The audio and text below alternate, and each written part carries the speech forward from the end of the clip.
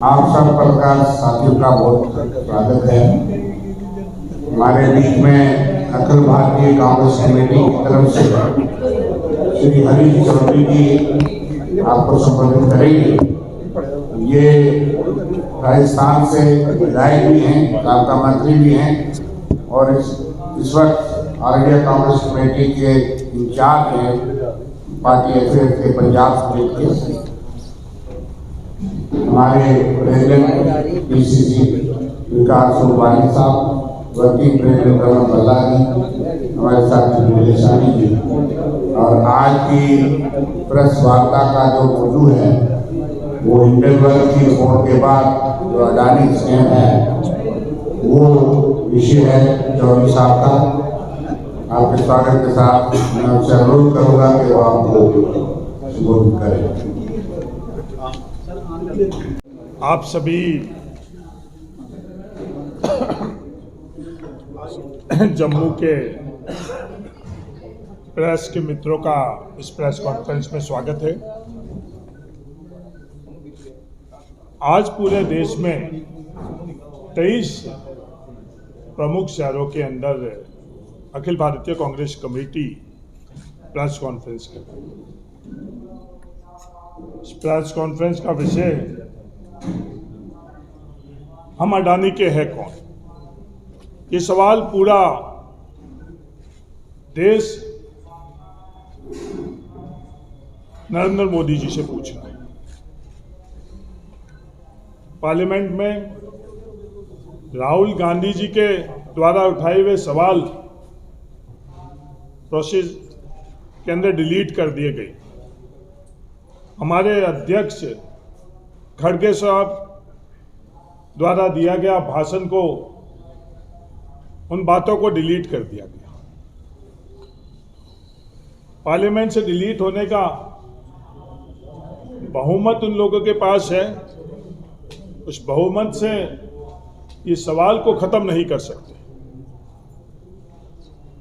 ये सवाल देश का हर नागरिक कर रहा है, ये जानना चाह रहा है। हिंडनबर्ग रिपोर्ट के बाद में जो इस रिपोर्ट के माध्यम से सवाल उठाए गए, उन सवालों का उत्तर नरेंद्र मोदी जी से पूछने चाह रहे हैं कि वो अपने मित्र अडानी के ऊपर इतने मेहरबान क्यों हैं। ये जो देश की ताकत है, ये देश की ताकत देश के आम जनता के लिए इस्तेमाल करने के लिए देश के लोगों ने उनको सौंपी है या अपने मित्र अडानी के लिए। काला धन के बारे में बहुत बातें कर रहे थे। सरकार में आने से पहले उन लोगों, भारतीय जनता पार्टी और नरेंद्र मोदी जी ने यहां तक बोला कि काला धन देश में लेकर आएंगे, 15 से 20 लाख रुपए प्रत्येक नागरिक को देश को काला धन देंगे हम। पर आज 9 साल बाद स्थितियां क्या हुई भी।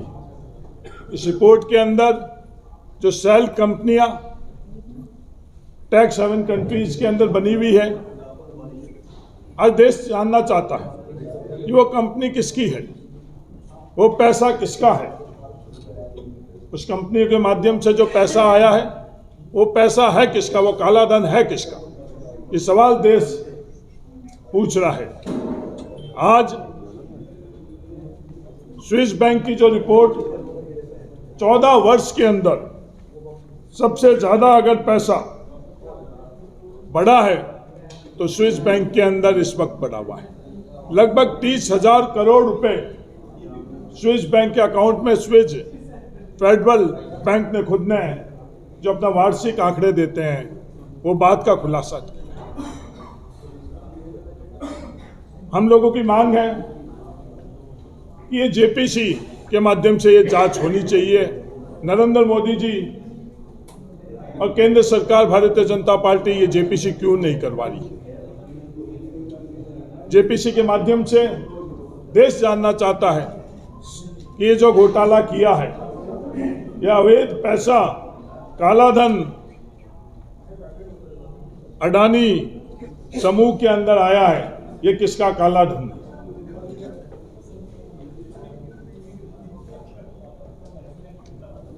हम लोग ये जानना चाहते हैं ये सेल कंपनियां किनकी है?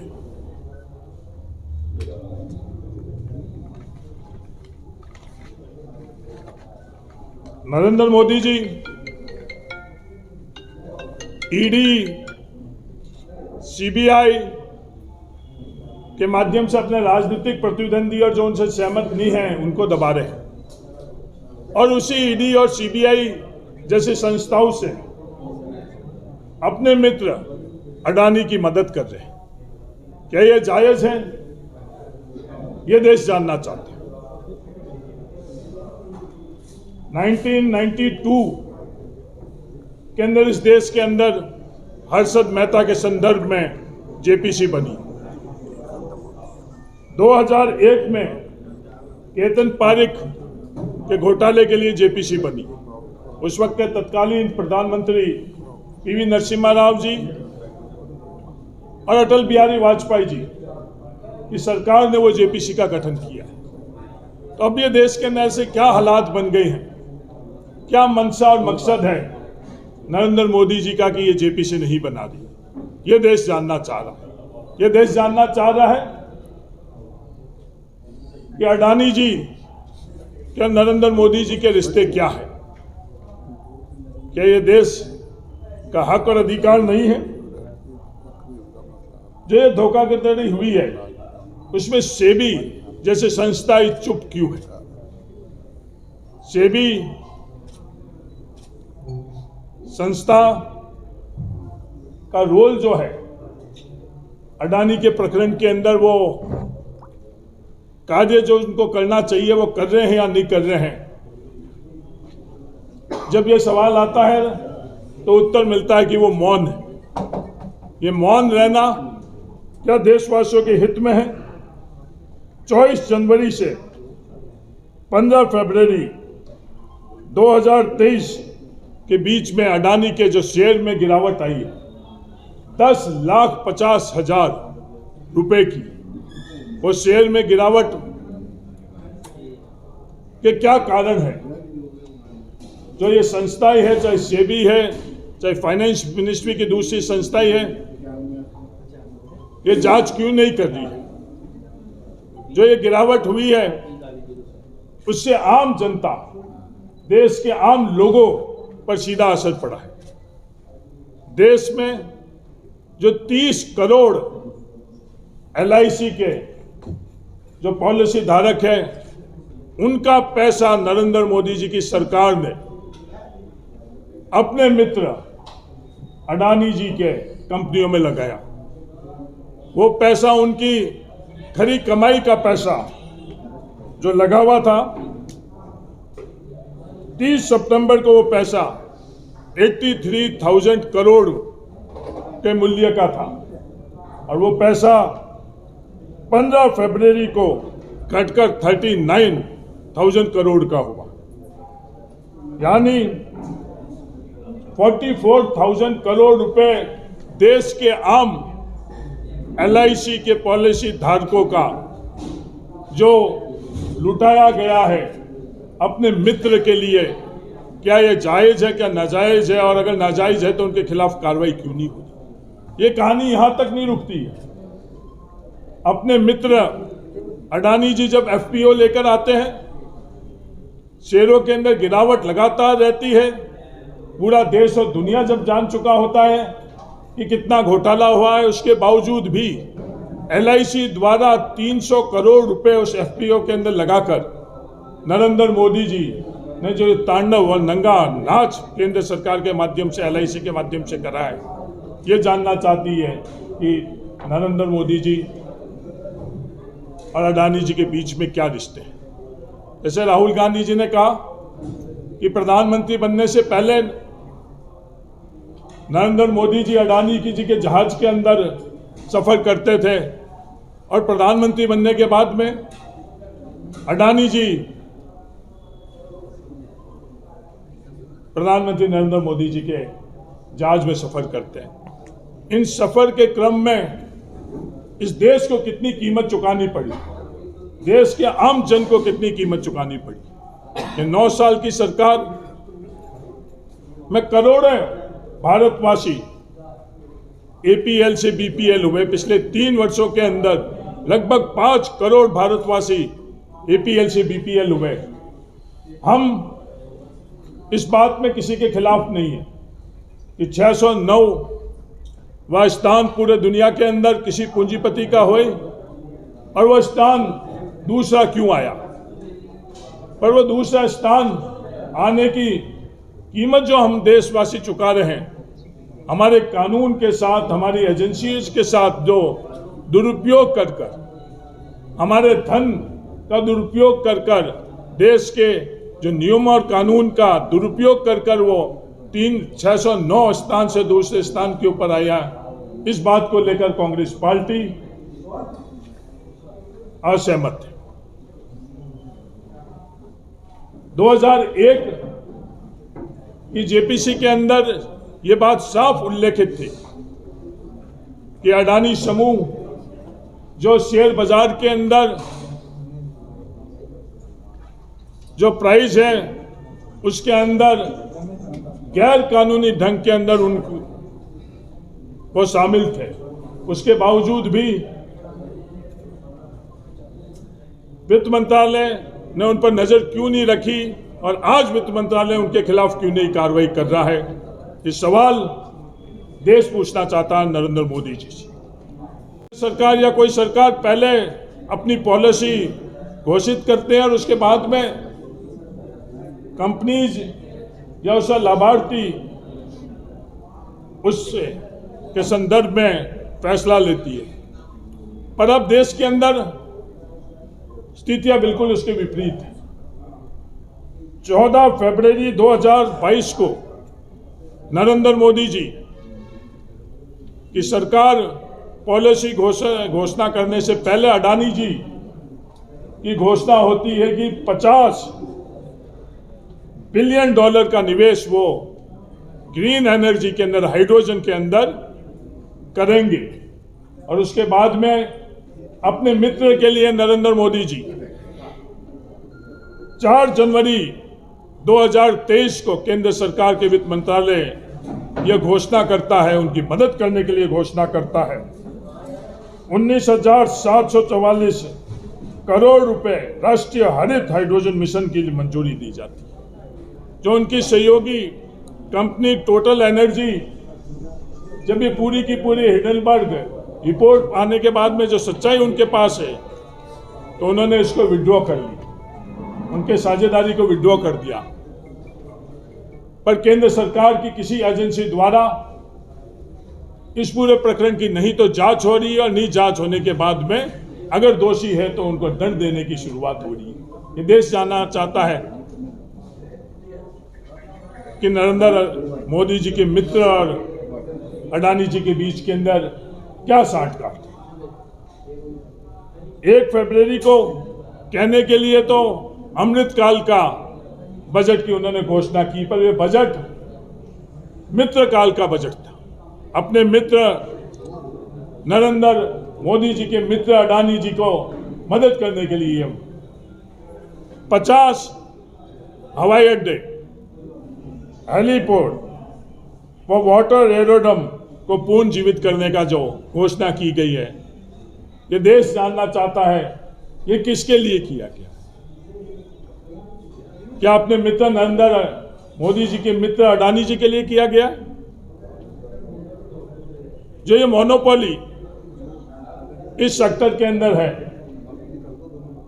अडानी ग्रुप की, उसकी मदद के लिए किया गया। 2019 के अंदर 6 एयरपोर्ट के संचालित करने के लिए निजी कंपनियों को दिए गए, वो 6 के 6 एयरपोर्ट अडानी जी के लिए दिए गए। 2021 में देश का सबसे दूसरे नंबर का बड़ा एयरपोर्ट, जिसपे दूसरे नंबर की ट्रैफिक बॉम्बे का, मुंबई का छत्रपति शिवाजी एयरपोर्ट, वो जिस तरह से अडानी को दिया गया है, क्या वो सही है गलत है, ये देश जानना चाहता है। बंदरगाह में 13 बंदरगाह देश के अडानी समूह को दिए गई है। उन 13 बंदरगाह के अंदर देश की 30% तक की क्षमता जो बंदरगाह के माध्यम से दी गई है वो अडानी को दी गई। 40% कंटेनर का शेयर अडानी को दिया गया। क्या ये सेल कंपनियों द्वारा जो असंवैधानिक ढंग से देश के विरोध के अंदर कृत्य किया गया है, जो काला धन हमारे राष्ट्रीय हित के खिलाफ हुआ, उसका उपयोग सामरिक दृष्टि से जो पोर्ट को देना सही है या नहीं है? पूरे देश जान चुका है कि जो अडानी जी के इन बंदरगाहों के अंदर किस तरह से ड्रग आई है, क्या उस पर जांच हुई या नहीं हुई, और क्या जांच के बाद में इन पोर्ट के कंपनी के खिलाफ कार्रवाई हुई या नहीं हुई, ये देश जानना चाहता है। और नहीं हुई तो क्यों नहीं हुई?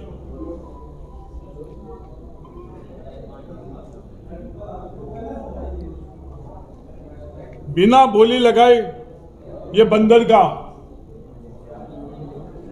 हमारे बंदरगाह, देश के बंदरगाह अडानी समूह को देना, क्या ये उचित है या नहीं है? हद तो जब हो जाती है कि एक बंदरगाह महाराष्ट्र के अंदर, वो बंदरगाह जवाहरलाल नेहरू पोर्ट ट्रस्ट, महाराष्ट्र का दिग्गी बंदरगाह जवाहरलाल नेहरू पोर्ट ट्रस्ट बोली के अंदर उसको मिलता है, और वो जहाज और वित्त विभाग द्वारा पीएसयू कंपनी विड्रॉ करती है, और विड्रॉ करने के बाद में वो बंदरगाह केंद्र सरकार, मोदी जी की सरकार अडानी को देती है।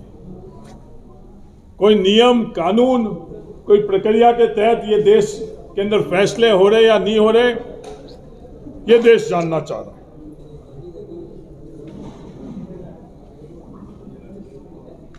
4 से 6 जुलाई 2017 को भारत के प्रधानमंत्री नरेंद्र मोदी जी इजराइल जाते हैं, और उसके तत्कालीन बाद में इजराइल के साथ बिना पूर्ण अनुभव के, कोई भी अनुभव नहीं होने के बावजूद भी अडानी कंपनी को ड्रोन, इलेक्ट्रिकल और छोटे हथियार और विमान के रखरखाव का जो टेंडर मिलता है, ये सिर्फ सहयोग है या मित्रता निभाई जा रही है, ये देश जानना चाह रहा है। यूपीए सरकार ने एनटीपीसी के माध्यम से 1300 मेगावाट का थर्मल पावर प्लांट लगाने का बांग्लादेश के साथ समझौता किया। वो समझौता जारी नहीं रखकर नरेंद्र मोदी जी 6 जून 2015 को ढाका जाते हैं, और ढाका जाने के बाद में बांग्लादेश की सरकार झारखंड में गोड्डा में एक थर्मल प्लांट की समझौता अडानी समूह से करते हैं। क्या हम लोगों के लिए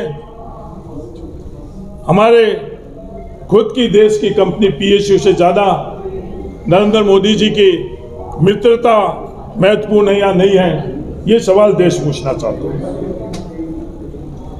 9 सालों में सीएजी, सीबीआई, ईडी, इन तमाम एजेंसियों का दुरुपयोग किया जा रहा है अपने राजनीतिक प्रतिद्वंदी मीडिया के लोगों में। जो औद्योगिक घराने हैं, जो उनके मित्रों के हितों के बीच में आ रहे हैं, उनके खिलाफ। पर वही एजेंसीज अडानी की मदद करने के लिए, उसके उपयोग के लिए लिए जा रहे हैं। ये क्या उचित है या नहीं है, ये देश जानना चाह रहा है। तो यही निवेदन है कि जो देश जानना चाह रहा है वो आपके माध्यम से हम जम्मू कश्मीर के प्रत्येक नागरिक के बीच में लेकर जाने के लिए आज इस प्रेस कॉन्फ्रेंस में आपको आमंत्रित किया। धन्यवाद।